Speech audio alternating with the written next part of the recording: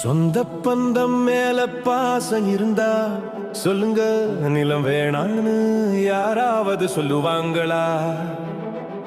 நம்பிக்கை தாங்க வாழ்க்கை, அந்த நம்பிக்கைக்கு பேருதான் நிலம். இன்னைக்கு நீங்க போடுற லட்சம், நாளைக்கு உங்க பிள்ளைக்கு அது பல கோடி. ஏன்னா வெறும் மண் இல்ல, நம்ம தலைமுறையை காக்குற குலதெய்வம். கையில் இருக்கிற காசு எனக்கும் கரையும், ஆனா கைவச இருக்கிற நிலம் மட்டும் தான் வளரும். நிலமே நலம், நிலமே நிஜம், நிலமின்றி அமையாது உலகு. இன்றைய லட்சம் நாளைய கோடி, முதலீடு செய்.